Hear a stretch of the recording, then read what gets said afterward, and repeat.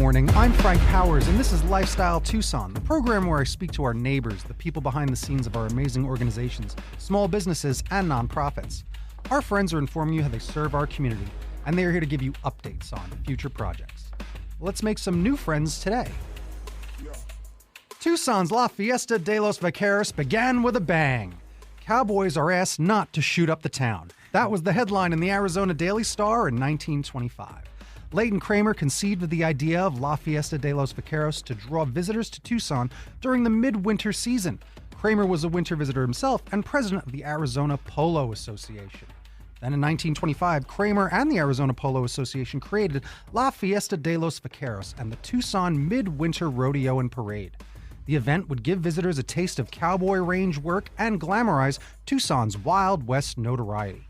In progressive Arizona 1925, Kramer observed, "The city of Tucson..." Now, this is a good opportunity to do this. "The city of Tucson excelled itself on this day of its first rodeo parade, the morning of the first day of its La Fiesta de los Vaqueros, a name destined to be as famous in the annals of the Sunshine City as the Mardi Gras of New Orleans, the beauty pageant of Atlantic City, or the flower show at Pasadena."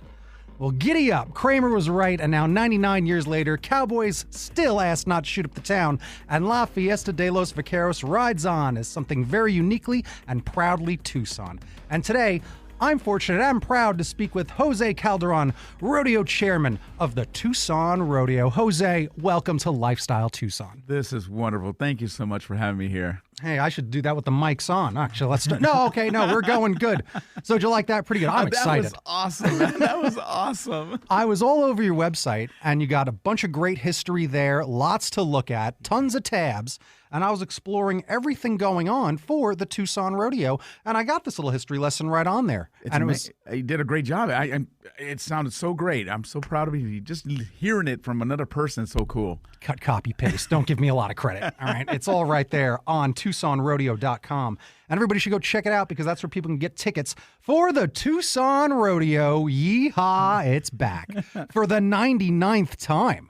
That's incredible. So how does it feel? Oh, man, I'll tell you one thing. I keep thinking back of when this started and all the past committee members that are no longer with us, the past chairs that paved this road. And I kind of think back and I think, did they ever think it was going to get this big when they started it? You know, they probably just had cars with their lights on. That was the fencing and the lighting for the nighttime. And I think we've done a pretty good job just keeping this tradition going. Heck yeah. I mean, even through all the turmoil of a century of time, everything that's been dealt with, I believe there's a world war in there as well. A few other wars and some other things, some other non-progressive things holding us back. There was some sort of influenza that went around, maybe twice, actually, in 100 years. Yes. So lots of things. And the Tucson Rodeo is still here to stay because it really is. I think when I read that statement that Kramer said about, like, it's going to be like the Mardi Gras of New Orleans. And I think that that's a great way to look at it, that it is a pinnacle thing here in town annually. How many people travel to the area to, like, enjoy all the stuff happening with the Tucson Rodeo? It's amazing because I get the opportunity to meet, and a lot of people come to rodeo. I love to meet new people. We get people from all over the world, not just this country, but from all over the world. And to them, seeing the rodeo is no different than see a saguaro cactus for the first time. Mm-hmm. They get to see just great things that they've seen in the movies, you know, like and the cowboy westerns, and they finally get to be part of it and live it. You know, I think every child, little boy, little girl's always wanted to be a cowboy at heart at one time or another. And now that we get older, sometimes that kid comes out of us, and these people get all duded up and dressed up. They put a hat on, they got their boots on, and that feeling of childhood comes back out. And we get to provide the venue for it, and they come enjoy it and see really how it feels, the music, the entertainment, the crowd, the animals, everything. And they get so into it. And we are a family event, and that's what we love doing. And I think that's why it's sustained so long, for 99 years, that we've been providing this great event. And we love opening those doors at 11 o'clock and seeing the people come in. So let's get to some of the dates and the details of all this stuff. When does the rodeo begin? How long does it go? And tell me about some of the scheduling. I mean, I wrote it all down, but I mean, I got to give you a chance to talk here. Yeah. Well, the 17th, 18th is our first weekend. Well, so we started, the Tucson Rodeo was a 4-day rodeo, and that's what started on the parade day. Thursday, Friday, Saturday, and Sunday. But there's over 700 plus rodeos in the PRCA. The PRCA obviously is like the NFL, the MLB, and we're sanctioned through them. And we're in the top 25. And we are the largest outdoor winter rodeo in the circuit. So, our rodeo starts. So we got so big that we added 2 more dates to it. And this has been going on for a while now. So we are a 6 performance deal. And a lot of people always think, well, since it's the first weekend, it's not going to be as good as the other days. No, it's the same rodeo. We provide the same events and everything else. So, and Tucson's kind of funny. Tucson, it's hard to plan a picnic out here. So people kind of stick their head out the door and look. It's like, well, it looks kind of a rainy day. Let's not go. This weekend, we're going to be in the mid-70s, sunny. I'll tell you one thing. I think it's going to be a great, great weekend. Yeah, weather's been with us the past few weeks for sure. Again, I do love a Tucson February, huh? Oh, we love it. We do it. It's nice. I do love it the most. So let's get with it where, you go there, you go to the rodeo. It's going on all week long. There's a lot of opportunities to go see lots of shows and a lot of fun different events happening at different times of the day. And things do kick off early with the kids, correct? The kids start. So the gates open at 11 o'clock. 12:30 is a junior rodeo mutton busting, which is a crowd favorite. It's starting to really build up because a lot of people just come for the performance. Mm-hmm. But now that is one of the highlights is the little mutton busting, little kids with the sheep and everything else, and they enjoy it. It's so entertaining. And I'll tell you one thing, it's those poor little kids, man. They're inside that little chute right there, and they're holding on for dear life, and they're thinking, what am I doing? What did mom and dad, what are they doing? Why am I living your dream? Why are you putting me on this thing right now? Did you do this when you were a kid? And to them, they're like, but when they finally get off and the crowd cheers, I can't even imagine what that little boy or girl must be feeling with 11,000 people just cheering you on. And there's some of them, it's just so funny. They're into the moment, and they tip in their hat, they're waving to the crowd, and someone just kind of run back to mom and dad's arms. But that right there, I think, really kicks off the entertainment for our event. It brings that, it shows the family we love, from the young to the elderly. It's just a great tradition. Well, because it's a generational tradition. It is a very generational, and that is, to me, the highlight of everything for me when people ask me, what is my favorite part of the rodeo? Well, sure, the rodeo is great, and seeing the contestants, seeing the stock, seeing everything, even the banners going up and the vendors coming, and all of a sudden the electricity, the noise. But to me, 11 o'clock, when I see grandparents coming in with their grandkids, that they've been coming for years, and their parents for 99 years, there's a lot of generations there. Mm-hmm. And to me, how they continue to support it and come to this event. And so we must be doing something right. Obviously it takes a whole village to make this operational. It takes a lot of good people. And we're all volunteers. I'm the chairman, and this is not a non-paid deal, man. This is because I love it, and I have a passion for this. But we work all year, and so when we have bad weather, it really hurts us. Not so much in the pocket. I just feel so bad for the people that have been expecting it because, they buy their tickets ahead of time. So we really, really try to hope Mother Nature cooperates with us. Yeah, I think she'll do us right this weekend. I think so. Yeah, things have been going good so far. And again, we got a whole week to go. So even if we have a rainy Tuesday, don't worry about it. We'll be back out there on Wednesday. So that's the fun thing about it. So the juniors begin around 12:30, and then the pro rodeo begins around 2 p.m., ends at 4 p.m. That is correct. And what type of events are we going to see between those hours? You see all 7 events. You got your barebacks and saddle broncs, of course, and then you got your timed events, barrel racing, and, of course, a fan favorite, the bull riding at the very end. Mm-hmm. That's kind of the main event, It right? is pretty extreme. That is the way to kind of end a show right there. That's the encore act right there, and people love it. I mean, this is something, Tom Cruise put it on his Days of Thunder.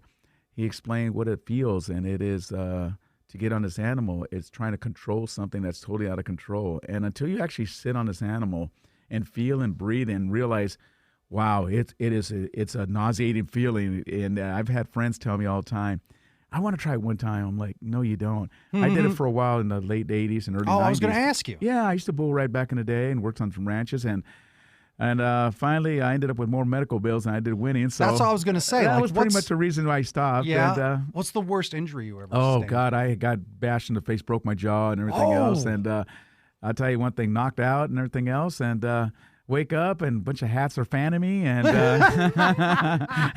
is there like a term for that? There's got to be some sort of like indie term for when you wear the hats. Oh, the hats are going. Fan in the flame right there. Oh my gosh! I tell you, it seemed like to me every one of those cowboys around me, they all look like the apostles, look like St. Peter right there. I was like, oh, this was it. I finally got here. They actually let me in here. That is hilarious. That's when you hope that's a bunch of white hats. Actually, yeah, exactly. Making sure it's white hats. So I was gonna say, I was actually on your website. I'm gonna teach you about some of this because I always ask if people can get involved. How can people get involved? Obviously, you can do some of that sort of thing. Probably volunteer for the Tucson Rodeo. Are you looking for volunteers? We do. So we started something new. We have an application now that you get online to find. And because first off, we want to find out who's coming to volunteer. Mm-hmm. We want to make sure we've got good qualified people, a good history and everything else. But the nice thing about this, you don't have to be a cowboy or a rancher to be part of this organization. If Monday through Friday you wear a suit and tie and you're going to work and you want to be part of it, that's great. The other great thing about it is you can still get involved and not be part of the committee, and that's what we call the advisors. And there are people that really support this Tucson Rodeo, but they just don't have the time to be a full committee and go to the meetings. Sure. That's great. So we have advisors that come on and help us with a lot of the networking, or we have our foundation that we got kicked off right now, and the foundation is just moving so strong. And this is reaching out to a lot of organizations that need our help, if it's with funds or whatever it might be.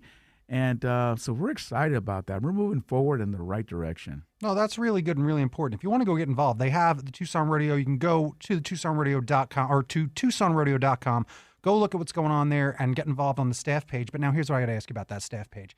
Is a black hat mandatory? No. Every single photo has a black hat. Yeah, I know. Every person. No, I've got several hats, and I'm convinced I saw some of those hats were photoshopped on. Okay, check the website, everybody. No, they were all on there. That's it. So wear whatever color you like. That's the spirit. It's up to you. I have a big bright orange one. There you go. That's fine. That's where it. Bring it out. Yeah, I collect orange hats, so there it's my whole thing. Was that right? So now let me ask you this: pretend you're talking to perhaps a city mouse, some sort of metro guy who moved here from New York. I want to go over some of these events. And just tell me what they are, because some of them are obviously what they are, and I know what professional bull riding is. Correct. But I wasn't sure when you said what the kids were doing. It's like, that's when they're taking down sheep. Okay. So I just want to go through them. So we got bull riding. We got women's barrel racing. What do we see if we see women's barrel racing? Well, there it is. This is the event that for women, and it is 3 barrels that are put in the arena. It's an obstacle that they go through, and it is within tenths of a second. So when you see these women come out and run their laps, they are within seconds from first, second, and third. And it's a high, rapid speed horse. Now, every horse has a job. So you couldn't just get a traditional horse that's bucking on saddle bronc. You can't use that horse for barrel racing. Right. These animals are designed for that individual sport and everything else. But let me tell you right now, from when you're sitting up in the arena, they look like they're kind of just going around some barrels. But these gals are moving, and they're tight turns. And basically, the object is to go around the obstacle and not knock a barrel down and get to the finish line right there as fast as you can. Awesome. Heck yeah. What about team roping? I think I have an idea what this is. Team roping was designed when ranchers, when they a lot of them brand cattle, they have to give them some, let's say, an injection for health benefits, And so what they do, they end up catching by the horns and legs, and basically it allows if it's the rancher, the cowboy, it could be a veterinarian, care for the animal and do what they're doing to this animal right now, and that right there is one of the truest events right there of the rodeo. Yeah, and then tie down roping. What's tie down roping as well? It was all, back then there were no automobiles or anything else. The animal was the working automobile back then, and because there's times where a vehicle can't get in certain terrain right there. And when you're herding the thousands of cattle and everything else, they sometimes go on a wander and go their own way. So it's an art of how keeping them all grouped together like a border collie does with sheep. Yes. No, it absolutely is. And I'm not just talking about my experience watching City Slickers starring Billy Crystal. But also, like, sometimes this stuff grabs your attention, whether it's on ESPN, something where it is, and talking about like watching like Dirty Jobs, that old show where they would like let's go see what this actually is. It is fascinating. It is fascinating. And how do you do that? How do you control that many huge beasts like that? And it's It's just amazing. And even as I'm talking about, like, this is kind of the iconic image of like the cowboy with the lasso that we think about. That's what they're doing. That's correct. kind of what it is. It's a job. It was a job what they did back then, and to this day as well. What's is this sandal bronc riding? Saddle bronc. Saddle bronc. Saddle bronc okay. and bareback. So basically, those two events right there on a horse right there. Saddle bronc is probably the truest of all the events because that's how they used to break the horses. Okay. So when you get a wild horse out, like let's say a Mustang, well, they're not just going to come up to you. They're wild animals. Yeah. And the only way to break their spirit is they throw a saddle on them, they get somebody on them, and they start bucking like crazy until you break their spirit, and then it becomes rideable and usable. So they still do that with a lot of horses because it's an animal, and they're like, what is this going on? What's this saddle going on and everything else? And so usually you see that logo of a saddle bronc pretty common throughout a lot of rodeos because that was the main way of training the animal. And so it ends up being part of your tool in your tool bag, you know. That's fascinating. Yeah. Like I love talking about this. And again, some of us who might know what the rodeo is all about and it's not your first rodeo, listen, that's why we got all this time to talk to Jose. So let's just explore and dissect all the fun events, all the fun things you're going to see, and the stuff that's going on besides the rodeo. Because you got a lot of great organizations kind of tied into things that you're doing. You're doing a lot of great fun stuff all week. And I want to touch on some of these things. So I was noticing Chicks and Chaps. They're a 501c3 organization that you're associated with, that you've created. And the Tucson chapter of Chicks and Chaps is going to host their 11th annual Women's Rodeo Clinic on Sunday. That is today, February 18th, in conjunction with the 99th annual Fiesta de los Vaqueros. And to date, they've raised over $79,000 for local breast cancer support. All that money stays local in the Southwest, and that's really great. Tell me about this great organization. Oh, we're so proud of them. We have a few of them on our committee that are also part of that deal right there, and tough enough to wear pink, and that's what it is. So that's Sunday. We encourage everybody to wear pink. It's for breast cancer awareness, of course, and they have it in other rodeos, of course, and we are at the Tucson, our chapter, whatever you want to call it, right there. But it's about awareness on breast cancer and everything else. And we've been doing it, supporting it for over 10 years. And if it's something, I tell you one thing, I think all of us at one time or another are going to experience some type of this terrible disease in our family. Yeah. It's just not, you can't get around it. And the best way is doing is educating people and where they can find help. So we are doing that this Sunday, and we continue to do it. And I hope it never goes away because these things are important. We're just not a rodeo. We don't want to just be labeled as a rodeo. And we're here for the February, bunch of crazy cowboys and cowgirls, doing this and that. No. And we encourage other organizations that want to be part of the Tucson Rodeo. We'd love to have that. We help the Rotary, the Lions, and these organizations have been over 100 years. Mm-hmm. And the hard thing about these organizations is, and I hate to say this, but it's very true. The word volunteer these days, it just doesn't hold what it really means anymore. And, people may want to put some time in, and all of a sudden they're like, what am I going to get out of this? Help me. I've been here for a year. I should be here. These organizations like the Lions and Rotary, they're struggling. They're getting smaller and smaller. And when you go to these luncheons or meetings, they're all in their 70s and 80s. They're holding on, trying to keep it. And the only youngsters they have there are their little grandkids. And eventually, to get to teenage age, they don't want to do it no more. Yeah. So volunteering is so vital to our organization, and we teach them what volunteer really means, and they need that help. And so we're there to support it because many people love the rodeo and everything else, and we need to do a better job at our end to recognize who these people really are. Instead of just opening a program, we support this, but who are the rodeo? Who are the Lions? What is Chicks and Chaps? We need to express so that kids today, for tomorrow, they will be there for these organizations. I mean, I think y'all are doing the right thing just from what we were talking about before with the foundation stuff you were talking about. And even this program being about 10 years old, which to me, I'm like, wow, that sounds surprisingly young because your organization can be like a cornerstone style organization. Correct. I believe. Yeah. Because it's got a lot of love, support, heritage. It's so uniquely Tucson, and there's nothing else like it. Like we say, it's like the Mardi Gras of Tucson. And I think that's a good way to put it. And volunteering is a big theme of this show. I always give the call to action to volunteer, to donate. If you can't donate money, you donate your time. And it is very fulfilling. I know I meet a lot of friends in my life. I have a lot of people, and they want to, go join some organization, go join the Peace Corps is always the cliche. There's a lot you can do locally, and you don't have to volunteer every single day. You don't volunteer every single week. If you show up once a month somewhere, sometimes those few hours of you packing boxes, helping the homeless, helping out this organization with anything is a good way to get involved. And it's also how you make friends.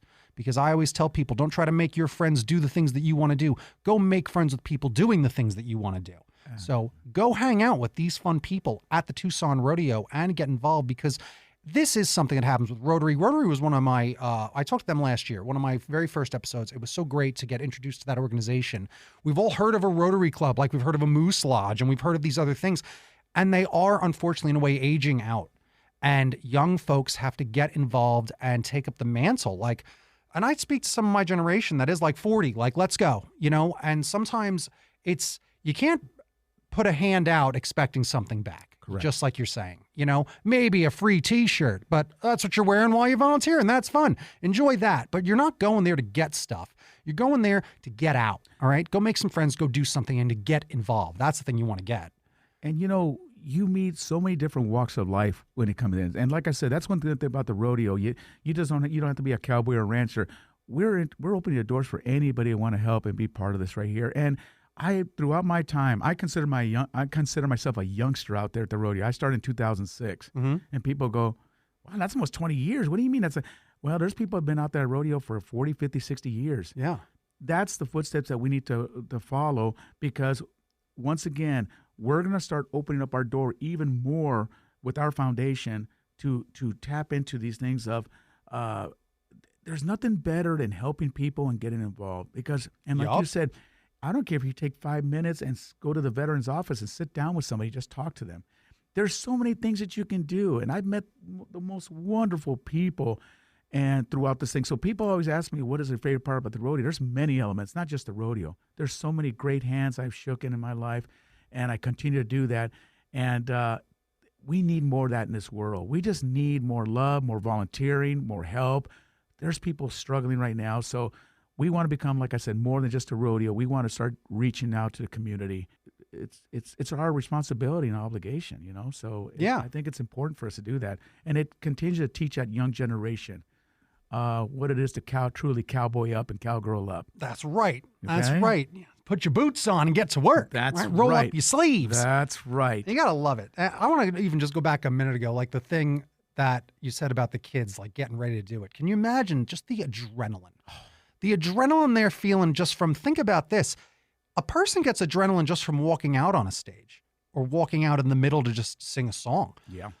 Imagine you're trying to hang on to a buck and bronco or a sheep or something like that, and you're a kid. That's got to be exciting and so ridiculous, especially for young kids that love dirt bikes and love getting hurt and love being skateboarding maniacs. Yeah.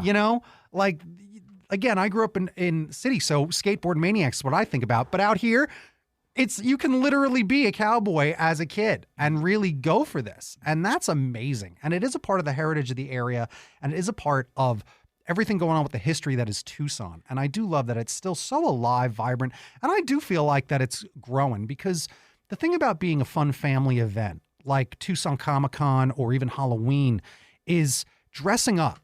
And that's a big part of the rodeo, is dressing up and showing up and showing out. And when you go to this thing, my favorite event is the Wild Wild West Con. It's like it's a steampunk style convention. So it's like a cowboy convention, but there's also like weird gears and antique things and a lot of bronze. But everyone is kind of dressed in the same theme. Yes. And that's fun. Unlike Halloween or unlike a Comic-Con where you got your different types of levels of effort, at the rodeo, everyone just looks great. You're wearing cowboy stuff because it's casual. Lots of denim. There's a lot going on. You can wear your old dirty boots, or you can put on your Lucchese's and go whatever you want to do. Be comfortable. I don't care what color hat you wear. You're more than welcome to come to our show and enjoy it. That's what it's all about. It is what it's all about. I think I have maybe one or two questions left. One of them's a dumb question. I didn't really write a question. I just wrote rodeo clown. And that's all I wrote. I want to know about rodeo clowns quite a bit. That's dangerous, isn't it? You know what? That is a dangerous job, and it is. And the one that's even more dangerous are basically your bullfighters, the ones that protect the riders. Yeah. So when you see the bull ring come out, you've got the clown in the barrel, and the clown in the barrel is strictly a lot more for entertainment. Yeah. You know, they get the crowd into it. They're the ones out there dancing. But when you see the bull riding come out, you'll see the bullfighters, and they're the ones protecting the cowboy and the animal if something happens. So once that cowboy falls off that bull, watch how they react. They're trying to distract that animal so that cowboy gets up and gets out of there. Yeah. That is such an extreme position. Me being a bull rider back in the day, they were your best friends in that arena right there because they will get in front of anything just to protect that cowboy. That's their job, is what they do. And so you got the bullfighters doing that, and then you got your barrel man basically entertaining the crowd and everything else. So but they all got to work together. So these guys that come out, the barrel man, the bullfighters and everything else, they work together for years. They've got a system. You can't just throw an oddball in there. It's going to throw a weird – their schedule's going to be off. Yeah. And so because you're dealing with seconds. You're dealing with seconds that you're taking care of somebody there. No, that's insane. And again, that's something that you catch on some of the highlights of, like, it could be some of the scariest stuff you ever see or some of the coolest. They get these people out of a jam and dodge a hoof to the face, which, not to bring someone broke your jaw. I can't believe it. Oh, it's yeah. I might talk to you a bit more about some of that because that's so exciting that you did that. That just takes a lot of something. That's a man's man right here. A lot of loose marbles. Where can we discover more about the Tucson Rodeo online and on social media? Okay, so it's at TucsonRodeo.com. It's to get all the information, our website, our Facebook. Everything's all on there, and I think we've done a pretty good job of. Once again, we're really opening up our doors so people can really reach out to us instead of having to go to the ticket office. We're putting a lot of stuff out there. So yeah, it's easy to get involved. A lot to do, so much to see, and just go to the website because there's so much going on for kids, for families, a lot of fun stuff. Oh, and then there's even this great thing, really quick, I want to bring up the Rodeo Education and Children. It's REACH. And that's an educational program that you got that celebrates the historic sport of rodeo and the spirit of the American West. And you got some programs going on Monday, February 19th, Tuesday, and February 20th at 9:30, 10:30, and 11:30. Each session's 45 minutes teaching these kids all about the history and heritage of rodeo. They do, and they do. Penny Conway's been doing it for years, and they do such a great job. They bring schools, thousands of kids come to this, but they teach them that, and they also teach them value and respect of what it is to respect your friend, the animals, everything else. And these kids, when they come out, it is a big field trip for them. I tell you one thing, they come out screaming. They got their little brown bag lunches. They take a break. They're seeing things out there. And it's all about education. It's all about education. Heck yeah. So go out there, go get involved, go make some friends, because today we made friends with Jose Calderon, rodeo chairman of the Tucson Rodeo. 99 years, 8 seconds at a time. Thanks for joining me today, Jose. You bet. Thank you so much. This was Lifestyle Tucson. That's awesome. Bing, bong, bing, and yeehaw. What a good conversation with Jose. That man has a voice like velvet. And that was really good. You could tell that this city mouse was trying to learn a lot about the rodeo because, boy, you have an idea of what it is and you kind of visualize it. But what is each event? And to get it all really explained, and even like the difference between that rodeo clown and like the bullfighter that protects the rider, that's fascinating stuff, and just an exciting event. Goes on all week long, going on today. And Jose wanted me to mention that the entire U of A football team is going to be making its way out there this morning at 11 a.m. So make sure that you make your way out to the Tucson Rodeo that is going on today and all week long. So you can go get tickets over at TucsonRodeo.com. You can walk right up to the grandstand and buy those tickets at the ticket office and go get everything right down there. You could follow them online on Instagram. Just look up official Tucson Rodeo, I believe is what it is. There might be an underscore under there somewhere. You'll find it. Just Google it. Or lasso it down and rope it down, tie it down, do what you can. Yeehaw.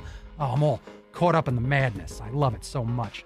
But go check out Tucson Rodeo. I mean, have you never been? Then this is your first rodeo and there's no reason to wait. And I want to thank our new friends at the Tucson Rodeo for joining me today. You've been listening to Lifestyle Tucson. If you're a nonprofit that would like to be on the show, email lifestyletucson@gmail.com. For more information about this program or to listen to something you may have missed, go to the Sunday Mornings page on klpx.com, kfma.com, mixfm.com, or espntucson.com. You can also subscribe on iTunes, Spotify, and Audible, or wherever fine podcasts are bucking broncos. Follow on Facebook, YouTube, and Instagram at Lifestyle Tucson, because I'm your BFF, your best Frank forever, Frank Powers. And toot toot Tucson, I love you the most. Yeehaw!